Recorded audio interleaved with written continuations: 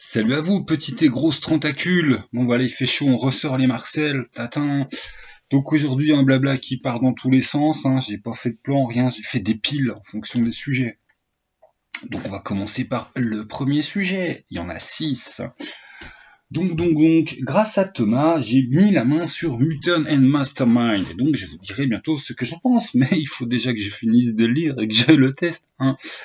Après, bah forcément, la première réflexion que tu te fais, c'est le jeu de super-héros. C'est pas ce qui s'est vendu le mieux en France. Ça a peut-être changé depuis Avenger, mais enfin bon, dernière fois que je me suis intéressé, c'est pas la panacée.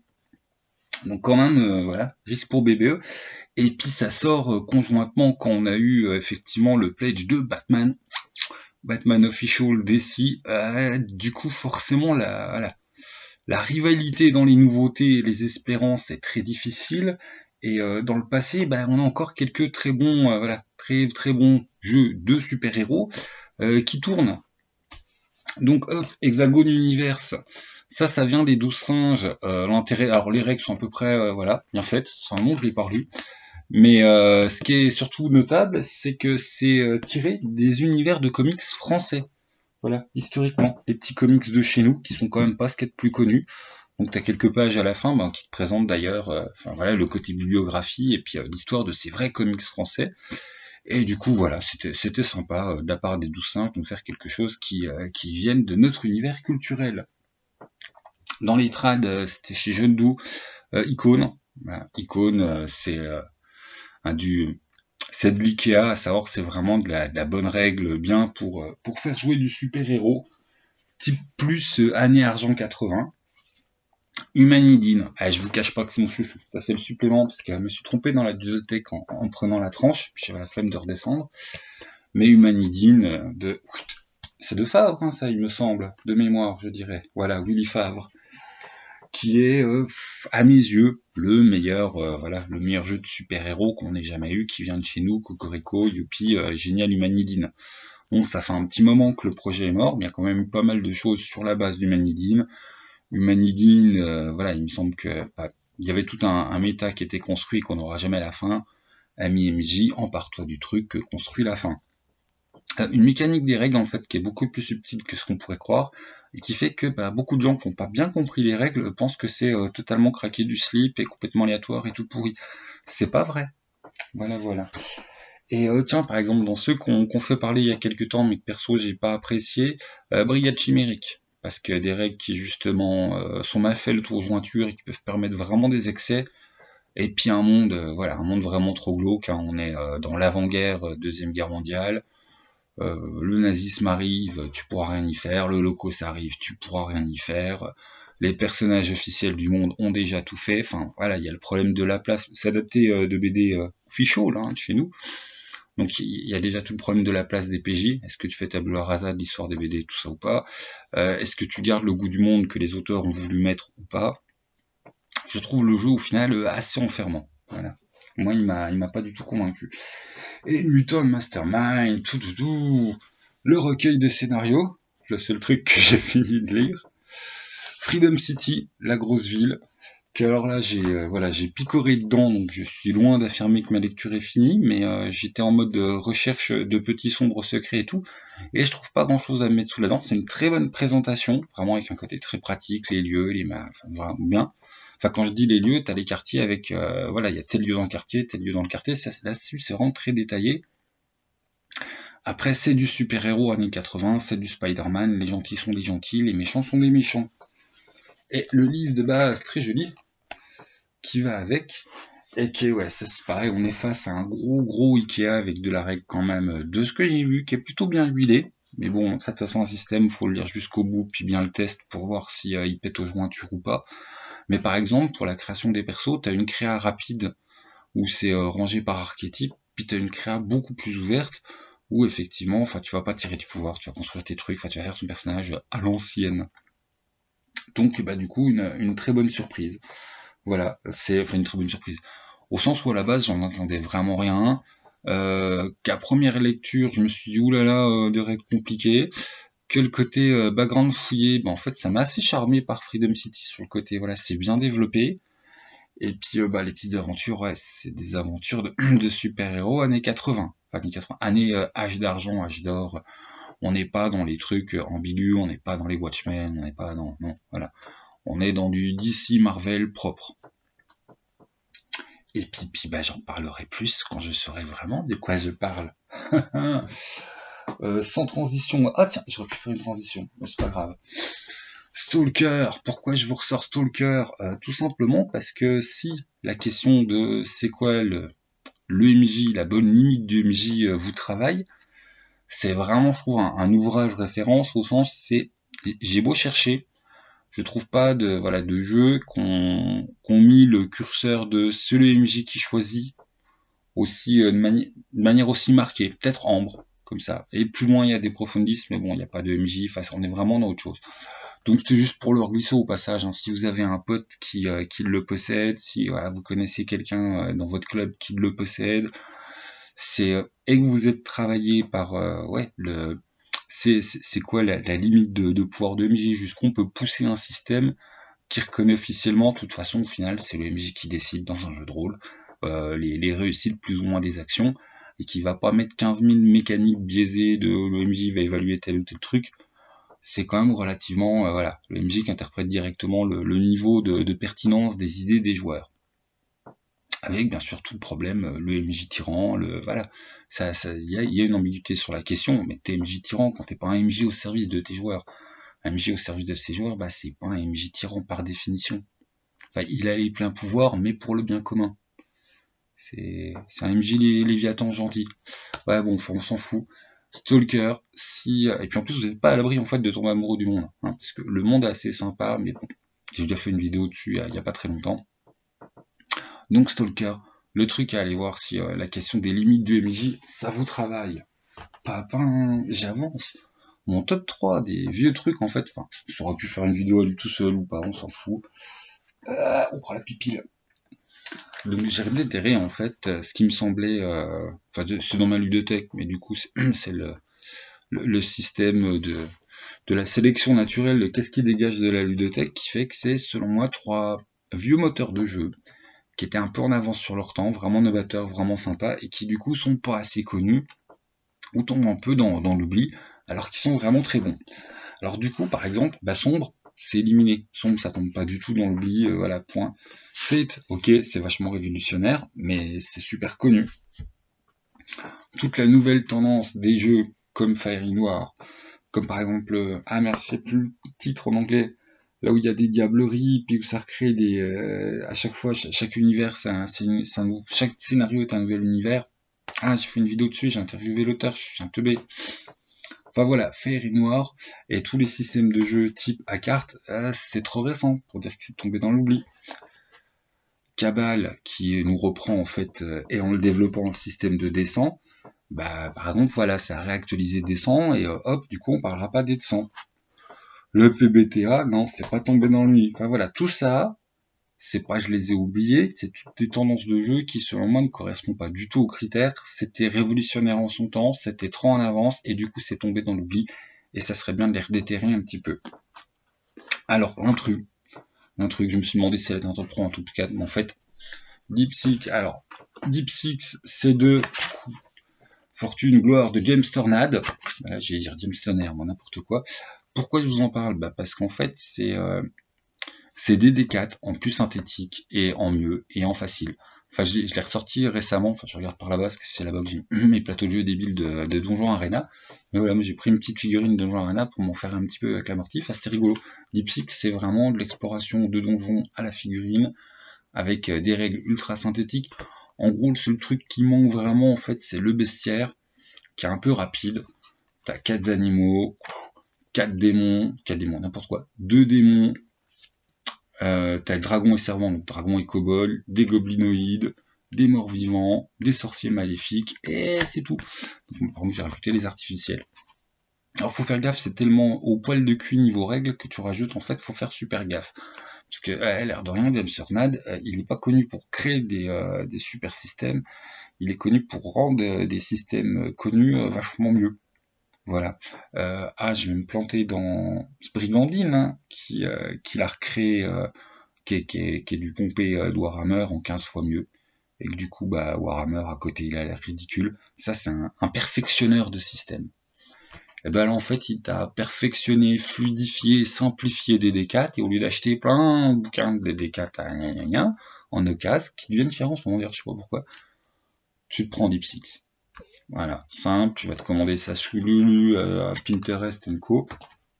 Tu te le fais livrer, un petit jeu simple et pas cher qui tabasse bien, parce que c'est ça, c'est la synthèse, c'est le mieux de DD4, enfin lui, il fait référence aussi à HeroQuest, à plein de... C'est le mieux de tout ce qui est jeu de plateau, un peu développé quand même sur son curseur, mais sans être prise de tête, sans me faire 20 000 bouquins de référence, on est vraiment en fait dans... bah, je trouve il a fait à DD4 avec DeepSix ce qu'il a fait avec... Ah, j'aurais dû vérifier, il me semble que c'est Brigandine, qui a eu le replay il y a pas longtemps de la V2, à Warhammer. C'est vraiment... je prends un truc bien et j'en fais quelque chose mécaniquement, j'en fais quelque chose d'ultra irréprochable. Tout ce qui était à retravailler, je le retravaille, et qu'au final, bah... Enfin, c'est le genre de truc, tu peux pas dire plagiat, quoi. Il a pas fait un copier-coller, il a pas fait un clone, il a pas fait un truc inspiré moins bien. Il a pris du charbon, il en fait du diamant. Donc voilà, si tous les plagiats étaient de cette qualité, en fait, plagieur, ça serait amélioratif, ça serait un compliment. Hein. Non, mais je suis lourd avec ça, mais c'est parce que, oui, j'ai pas envie que mes propos soient mal interprétés, et c'est vraiment quelqu'un, d'un point de vue mécanique, que je trouve, voilà, il fait partie des top bidouilleurs mécaniques français. Enfin, c'est indéniable, tu dois faire un top 10 des systémeurs auteurs. Je pense que James Tornade, il est dedans, puis j'aurais pas grand monde pour me dire non, il a pas sa place là. C'est vraiment un très très bon game designer de chez nous. Bon, je pars dans tous les sens, c'était pas prévu pour être une ode à James Tornade, mais bon, les trois jeux qui, selon moi, justement, tombent ou sont tombés en désuétude alors qu'ils ont été révolutionnaires. Bon, il y a une petite triche dans le tas, mais bon. Sweeper du labo de Bob, c'est deux, je me souviens plus, l'auteur. Laurent Devernay, Laurent Devernay, il a fait un très très bon jeu, c'est de l'opération de vaisseaux pourris dans l'espace, mais c'est en forme de narration partagée sans MJ. Voilà, si vous ne connaissez pas, il est à 17, on le voit souvent passer à nos cases à 5 ou 10 euros. Voilà, si vous le voyez dans une liste de cases à 5-10 boules, c'est un bon prix et n'hésitez pas. Surtout, honnêtement, surtout à 5 euros. Si vous prenez autre chose avec, son poids, c'est pas ça qui va vous monter les frais de port. Et c'est du très très bon. Enfin, je veux dire, mécaniquement, ça m'étonne qu'on ne revoie pas en fait les mécaniques de Sweeper repompées pour d'autres trucs tellement. Enfin, en plus, c'est un côté exploration de donjons dans l'espace. Hein. Honnêtement, c'est ça, c'est de l'exploration de donjons dans l'espace et c'est vraiment très bien fait, c'est très propre et au revoir ami MJ, on n'a pas besoin de toi. Pour des parties de 1h30 à 2h, comme il disait. Effectivement, on n'est pas sur un truc, tu joues pas jusqu'au bout de la nuit. L'abstract donjon. Ah, vous allez me dire, ouais, mais on connaît. Ouais, mais abstract donjon, en fait, ça fait un moment qu'on a pu entendu parler. Alors qu'en fait, enfin, c'est vraiment, j'oserais dire, il aurait dû être hors concours, alors qu'en fait, c'est lui, quand je l'ai revu traîner, je me suis dit, ah, faut en reparler un coup, parce qu'il y a vraiment quelque chose de révolutionnaire, comme l'a été le PBTA, comme l'a été l'APO. Mais je trouve PBTA, Proposed by the Apocalypse, je me répète à dire APO, hein, comme un blaireau, comme ah putain, je radote. Enfin, comme fait, c'est des systèmes, je trouve, qui ont une suite, qui ont un véhicule, qu'on en entend parler, alors qu'Abstract, qui de son temps a fait vendre hein, chez les 12 singes, qui est vraiment quelque chose de bien pensé. Alors, ouais, pour ceux qui ont réussi à rater la révolution Abstract, c'est juste le principe du jeu, c'est au lieu de... Il y a un défi, on fait un test, c'est que tous tes tests, tu les fasses en amont, et que tu as un pool de dés en fait qui a à répartir, qui fait que tu vas avoir des scores prédéterminés dans tes poules de dés, dans tes caracs. Et ça te permet de faire des choses. Ce qui fait qu'après on est sur une gestion de dépenses de ton stock, que voilà, plutôt qu'un truc où tu fais où tu maximises tes chances sur le moment. Ah, je m'exprime super mal. Mais en termes de gestion, c'était vraiment un renversement des choses. Et c'était belle. Et on n'en entend plus parler. Il y a eu au moment, les 12 singes, ils ont fait voilà, quelques petites sorties. Et là, ça me semble quand même se diriger tout doucement vers l'oubli. Alors que c'est con, quoi. C'est un bon potentiel en termes de mécanique. Donc, si quelqu'un connaît des hacks d'abstract, moi, je suis tout à fait preneur. Voilà. Si un petit forum que j'ai raté de fans d'Abstract qui font des tas d'actes, enfin d'actes. Enfin, voilà, si Abstract est encore en vie, pitié, faites-moi signe. Hein. Moi, mes recherches, j'ai fait chou blanc et je suis un peu, voilà, je suis un peu déçu. Et Vampire City, ouais, ça fait partie des trucs que je vous rabâche les oreilles. Hein. Vampire City, c'est du jeu narratif partagé par système de vote. Alors je m'exprime mal. Vote au sens tout le monde il a un capital de points. Et au moment où il faut prendre des décisions, il y a quelqu'un qui s'impose et qui voilà, qui devient le MJ de la décision. Et c'est quelqu'un, mais en fait, c'est à débattre entre nous par qui c'est qui met le plus dans le jeu, c'est des jetons de sang. En mécanique, qui c'est qui investit le plus de son pouvoir de vote. En sachant que du coup, bah, tu baisses ta jauge de pouvoir de vote, que sur la prochaine décision, tu pourras moins ouvrir ta bouche. Donc Vampire City, en plus, comme il est construit, tu construis en fait à la fois le background, dont tu joues des vampires, hein, mais c'est vous qui allez choisir les vampires. Est-ce que c'est des extraterrestres, des revenants, une lignée d'humains modifiés? Tout ça, c'est vous qui choisissez l'époque auquel on joue. Est-ce que les vampires sont connus ou pas de l'humanité? Est-ce que les vampires ont des pouvoirs occultes ou pas à la mage? Tout ça, ça va être déterminé entre les joueurs en utilisant les points de vote. Mais au moment du jeu, l'intervention des PNJ, bah, tout ça c'est pareil. En fait, c'est plus des PNJ, c'est des personnages communs. Il y a tout un tas de petites mécaniques bien huilées, aussi bien pour les moments de test, vais-je réussir quelque chose, pour les moments de quel personnage on utilise, que pour de la construction du monde. En termes de narration partagée, quadrillée par des règles et bien équilibrée, c'est ce que j'ai lu jusqu'à présent de meilleur. Bon, alors là, j'ai le truc qui va gueuler. Oui, mais c'est parce que tu lis pas tous les trucs en anglais de narration partagée que je t'ai passé, c'est une grosse feignasse. Peut-être. Mais voilà, en ce que j'ai pu lire en français, vraiment du très très bon. Et j'en parle pas innocemment, vu que Laurent Rambourg, le papa du Leto, sur son Facebook, a fait tourner un peu récemment, genre, oh, tiens, j'en ferai peut-être de la réédition, qu'est-ce qui vous intéresse? Dead 100 est beaucoup ressorti. Bah, c'est vrai que Dead 100 il est très bien, les gens, mais on a Dead 100 Avanced avec Cabal. Mais Vampire City un peu moins. J'avoue que je suis allé faire mon lourd avec Vampire City. Vampire City, c'est vraiment en termes de système de narration partagée, ce que j'ai vu de plus propre, de plus équilibré. Voilà, très très très convaincant. Bon, on continue avec... Ah, j'ai reçu Omega, donc je suis content. Ah, faut que j'arrête de faire des piles de fou. Allez, hop, un instant sportif.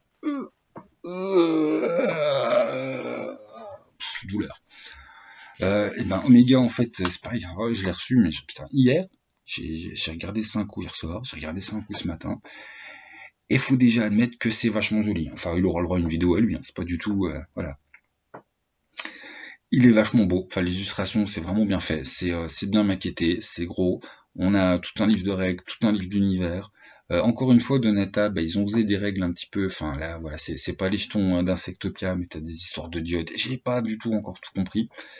Ça m'apprendra pas à lire les règles dans l'ordre, hein, ça apprenait de la merde. Ah, je vous cache pas que de toute façon, c'est le bouquin numéro 2 avec les secrets de l'univers qui m'ont vachement plus hypé.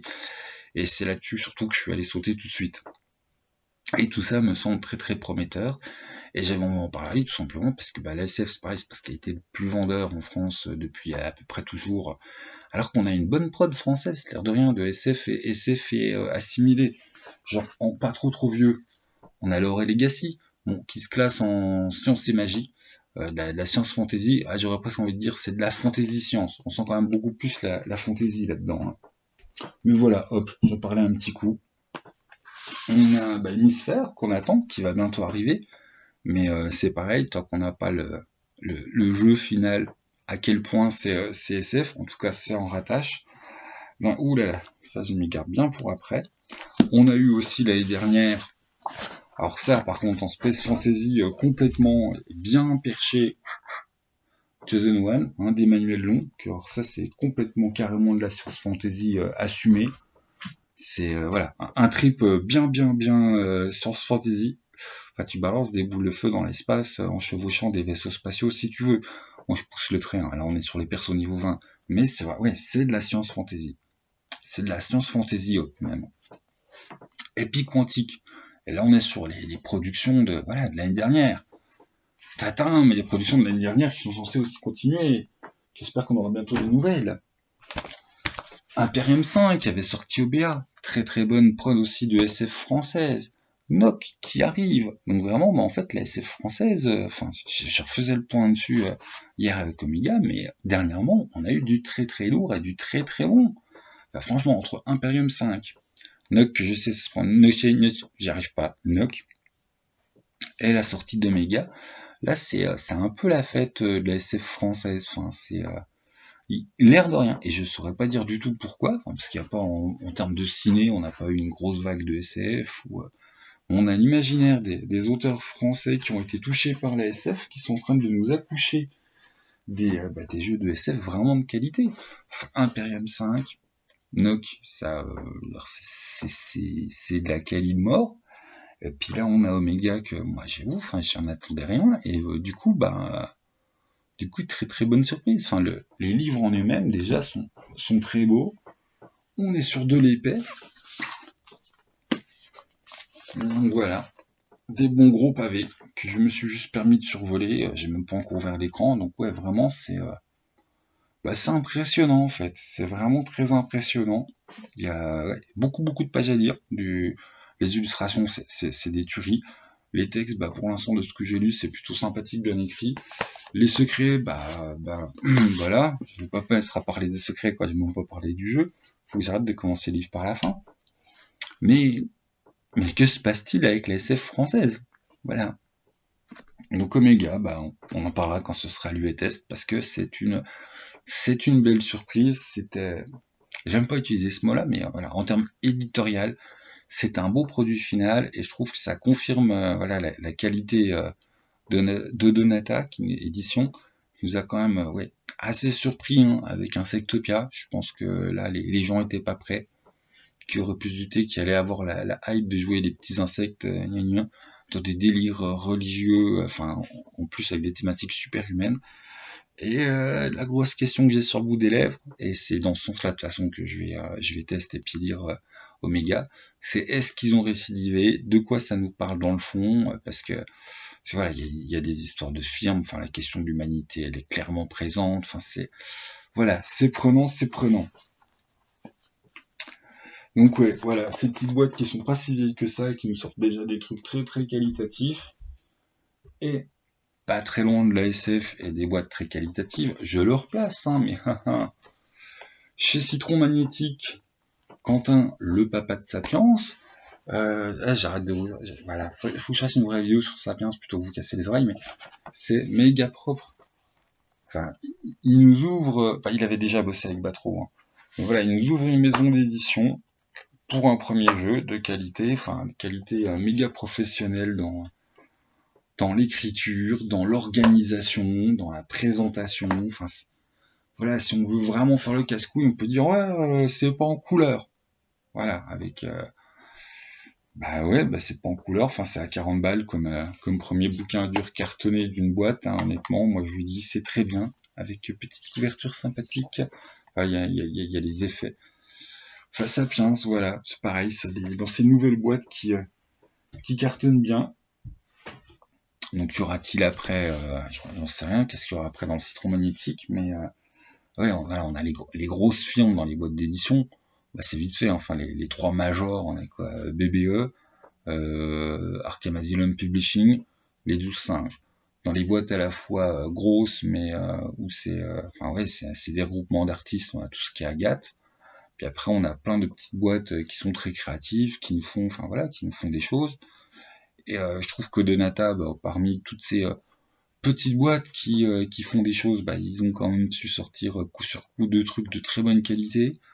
Citron Magnétique sont arrivés tout de suite. Après, il y en a plein des bonnes boîtes. Tu prends John Doe, voilà, c'est avec tout le temps ce même côté mise en page, sobre, papier de qualité épais, maquette noir et blanc, et puis tous les points investis dans le fond du jeu. La loutre, est-ce que je l'ai déjà dit, la loutre, je les en tête à cause des actualités de Backstab et puis Stalker. Voilà, les petites boîtes d'édition, on en a absolument partout. Et je trouve que mon Citron Magnétique, là, du coup, la boîte à Quentin, elle a quand même bien réussi son coup pour un premier livre. Donc ça, il faudra que je me sorte les dos aussi, puis que je fasse une vidéo sur Sapiens, parce que voilà, j'ai une vidéo sur le kit, qui est, le kit, de toute façon, il annonce la couleur, quoi. Je veux dire, la vidéo sur Sapiens, c'est la même que la vidéo du kit qu'il va falloir que je refasse, en comblant les trous blancs, tellement, Il a annoncé la couleur et il a joué la couleur. Bon, Viver, Mahamud qui est là, ouais, non, il faut que j'arrête de mettre des tas de piles, hein, un moment. Est-ce que j'ai fait les sujets? Est-ce que j'ai oublié quelque chose? J'en sais rien. Voilà, on s'en fout. Enfin, c'était les petits trucs dont j'avais envie de tchatcher. Cette vidéo n'a aucune intérêt. C'est pas grave. En tout cas, bon dimanche à vous. Et puis tout ça. Salut les gens!